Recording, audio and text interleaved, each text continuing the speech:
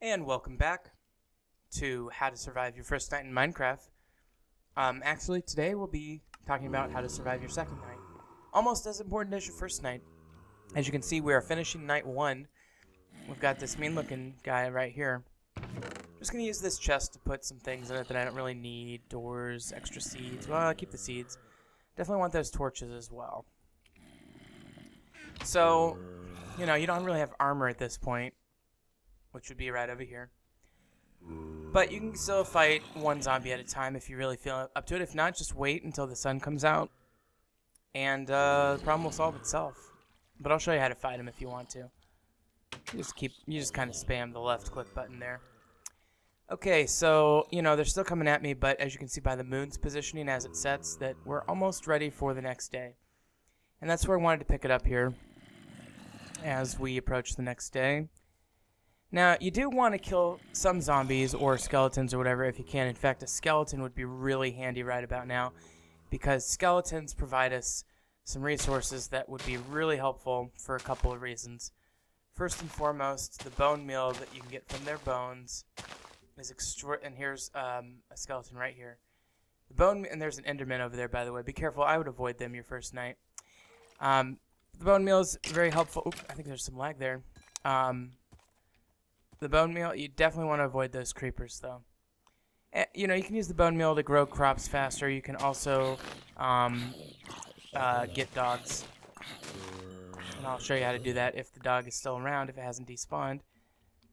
And we got a little cave down here. If we wanted to check that out, we could. This is not stuff I'd necessarily recommend until daytime, though. So let's go ahead and head back. Now, one thing that's crucially important that I didn't explain as I just went over here, you gotta keep tabs on where you've been. You cannot get lost in this game. So my general recommendation, at night, use torches to get to and from where you're going. Ooh, wow, I can't believe an octopus spawned in this teeny little pond. I'm gonna go ahead and kill him. I'm really worried about creepers right now. Little green guys like that. They will blow stuff up, and you gotta be careful about that. But anyway, on today's episode, I want to talk about a few things that'll help us survive. So as you can see, I have a bone now. And I'm going to go see if I can find that dog. Now, if you find a dog, go ahead and feed him a bone, tame him, see if you can get him on your side, because he'll help fight for you. But most of the time, that's not going to be an issue because, most of the time you don't spawn next to where dogs are. Okay, so couple things you want to do on day 2. It is now officially daytime. Some of the mobs over there are probably burning up. As you probably know, zombies and skeletons burn. When it turns to daytime, spiders become docile, and creepers and endermen stop spawning. But there's a few residual ones, so I'm going to kill them. You can kill a creeper with 3 shots, or otherwise it will blow up on you. And there are 4 creepers down in this cave. Okay, and I died. That's okay, though, because we spawned right next to our house, and we know exactly where we were when we died. So you're definitely dying is a fact of life, and it just sort of happens, especially if you're new to the game, especially when you don't have armor and a creeper one-shots you like that. That is a classic rookie mistake on my end. I should not have tried to tangle with those creepers, and I would not recommend you do so either, unless you really feel up for it. But here's the little cave where I died, and here's my experience points on the ground. And there's the stupid creeper that killed me, and there's a skeleton in here now, and that's not good because it's going to impair me getting my things. Okay, don't die. But the creeper did help me get rid of that skeleton, and where's my stuff? I don't know. I'm sure you can barely even see this, so I apologize for that, but boy, when that creeper got me, he got me good. Trust me when I say that I took out a skeleton just now, and I think I've got most of my stuff again. Got a bunch of arrows in me. But, that's just part of the game. Hey, and I got some more bones, so that's good, right? God, where'd my sword go? I cannot believe that creeper blew my sword so far away. You guys, I'm sure you cannot even see any of this cave. That's one of the things about YouTube recording is that you can't really see cave adventures. But the reason I came down here at all is because I saw this. Okay, this is coal.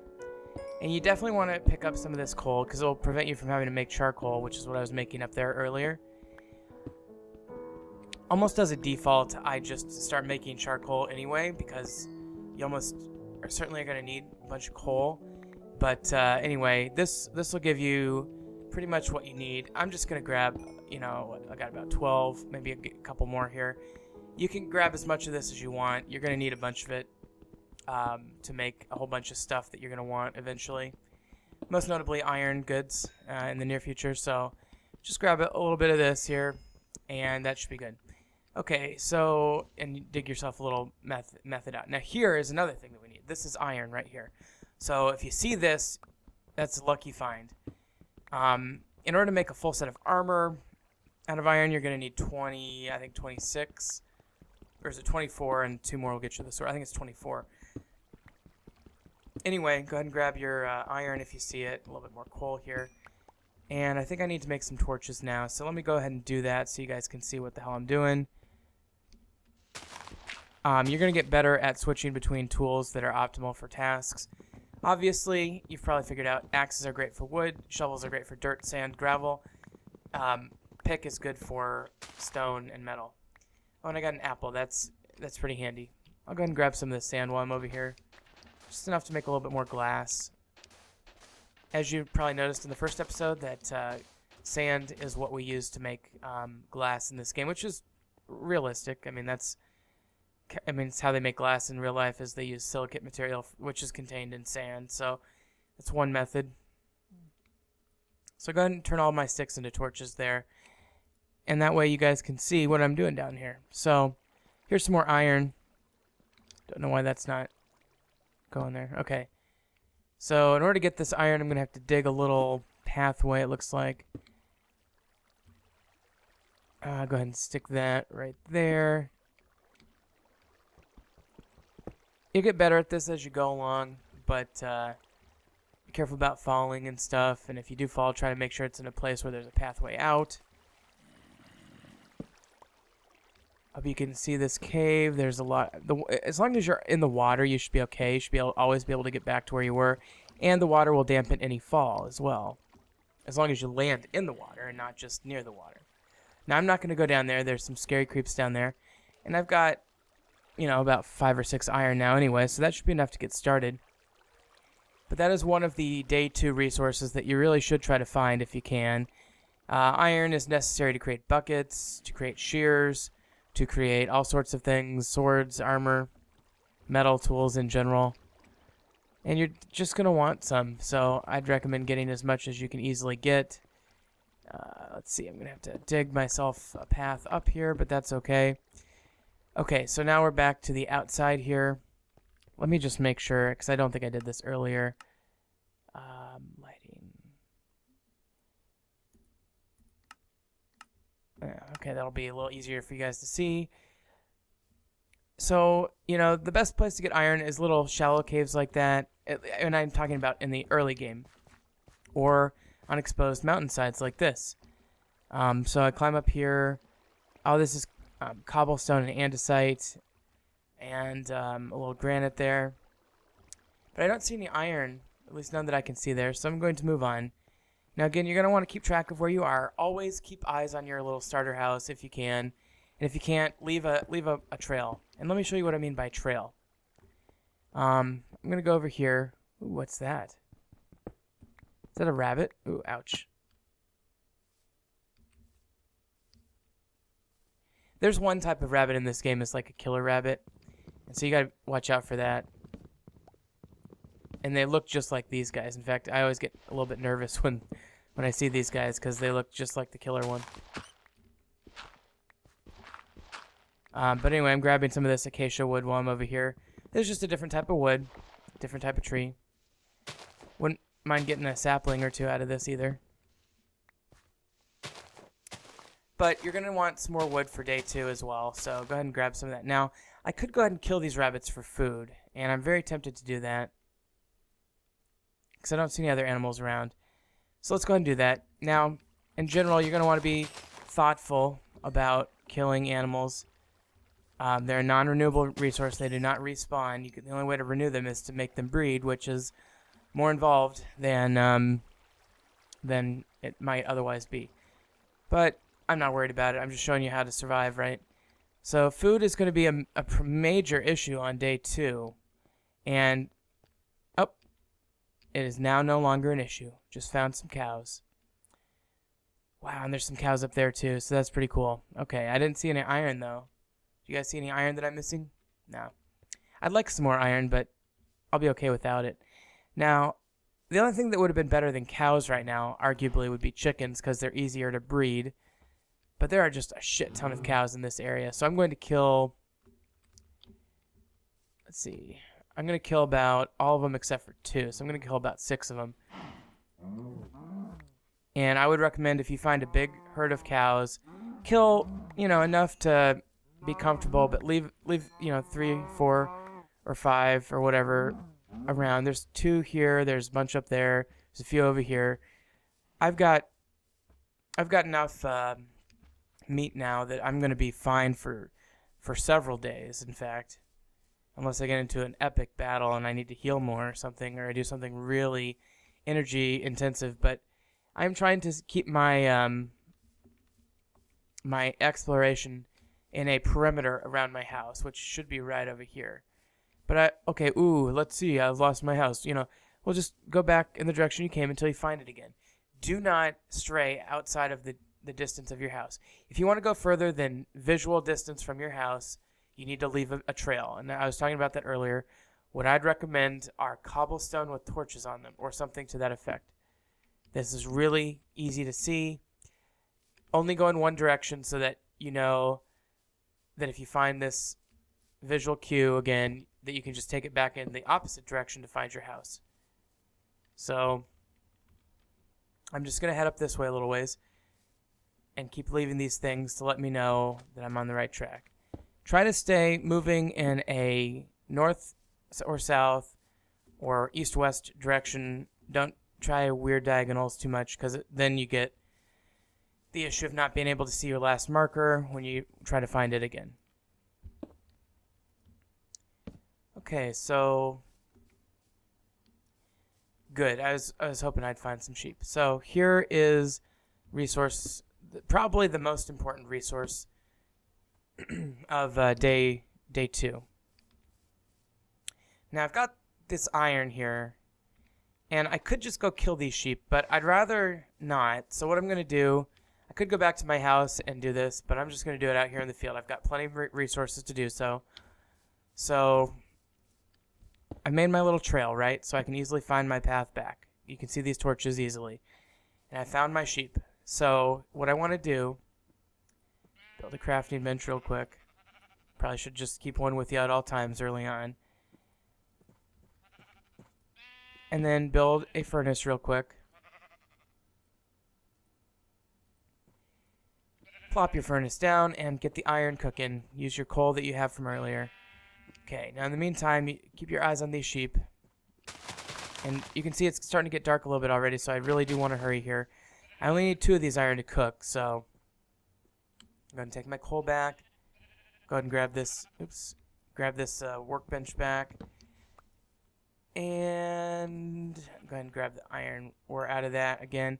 Take your iron, go like that, just a diagonal like that, and you get your shears. Okay, this way I don't have to kill the sheep in order to harvest their wool. Now you go up to a sheep, and you right-click him, and there you saw I got 2 wool. You get more wool this way, by the way, than you would if you killed him. So I've got 4. Might as well get the other guys real quick too, but I really do want to head back. That's a neat little structure formation over there. Okay, so let's go ahead and head back now. So I think we had a fairly successful day 2. Day 2, we found food. We found that we have cows nearby. Obviously, we have the horses that we saw from day 1. We've got this river going this way. We've got a different type of wood. We found coal. We found iron. Although not enough iron, but enough to get shears, which allowed us to harvest that wool. We also made a path, so we have some bearing or some sense of direction if we ever wanted to explore more. And we did it all just in the nick of time because it's starting to get dark again, and the mobs will be spawning now anytime. Yep, there they are. There's a skelly. There's a skeleton. More horses up there. Jeez, I'm surrounded by horses. That's a good thing.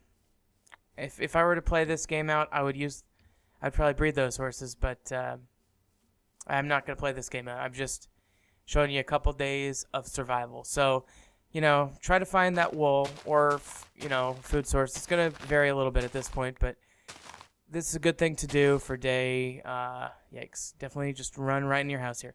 Day 2, close that door. It'll prevent the skeleton from getting you, and the creeper won't explode theoretically. So, go ahead and cook the rest of that iron up. And now that you've got wool, you can go ahead and create a bed. So, use one of your wood, create some planks, and then put it in this formation, put the wool on top, and you've got your bed. Okay, so obviously it's getting a little crammed in here, but you can still do this. And I don't like it there. It's too close to the fire. Put it here. Okay, so that'll work. I mean, it's not anything fancy, but it'll get the job done. Go ahead and fill your chest with your extras. Now, let's go ahead and cook up that rabbit so that I have some nice food for tonight's meal. And I've got 3 iron. What I'm going to do with it? I could create a pickaxe or a sword or an axe maybe, or a shovel. I guess what I should do is create a sword and a shovel. But I'm not going to do what I should do. I'm going to show you how to create a bucket, which is just like that. You can use a bucket to move water, which is helpful for farming. You can also gather lava with it. Okay, so we've got this cooked stuff. I'm going to go ahead and put the beef in there now too. And I've got leather, which is useful later, and some rabbit hide, which can be turned into leather. But now that I've got the chicken, I'm just going to stare at a block that's non-activational and right-click and hold it. And then I'm going to eat both of my chickens. I'm not quite full, so I'm going to have an apple for dessert. And now I'm full. Now that I'm full, my hearts will recharge. I'm going to go ahead and put my crafting bench back in this chest. The wool, some of these materials, I'm just going to put in the chest here. And I'm going to try to deal with this creeper before he destroys something. The water does help a little bit with keeping mobs a little bit more slow going. Now, what I'd recommend if you have time or if you're ambitious at night like I am, if you're comfortable doing this, you might want to take out a few mobs. Either, there's several reasons for that. I mean, you do gain experience, but more importantly, you can gain materials. Now, I just harvested that first wheat. I'm going to go ahead and plant the rest of this. The other thing I'd recommend doing at night, aside from gathering mob materials, and this is controversial if you don't have armor, of course. By the way, if you ever lose your sword like I did, your axe is your next best friend. The thing you want to do maybe on night 2 is try to light up the area. I mean, I've already got my survival resources. I don't have enough light to go mining for iron, which is probably my next priority. So, might as well just take a minute and light up the area. Prevent mob spawns in the immediate vicinity of your home. As you know, mobs do not spawn if the light level is too high. So, with that, I think you've done a pretty good job of surviving on day 2. You've got yourself a wheat farm. You've got yourself some animals over there that you know about. You've made a little bit of a stockpile. You've gotten some mob drops. You've gotten some wool for a bed. And now that it's nighttime, and yeah, I'm kind of dying here, so you know what I'm going to do? I'm going to show you how to use your bed. Okay, I can't use the bed because mobs are around. So at least I'm surviving in my shelter. Tell you what I'm going to do, though. I'm going to create a new sword and shovel. Axe, I mean. So just, again, 2 sticks. 3 for the axe there.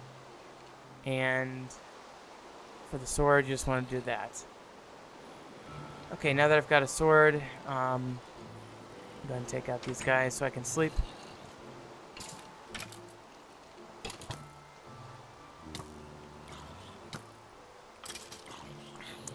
Okay, Okay, and they're gone, and so now I should be able to sleep, but I might not be able to. Let's take a look.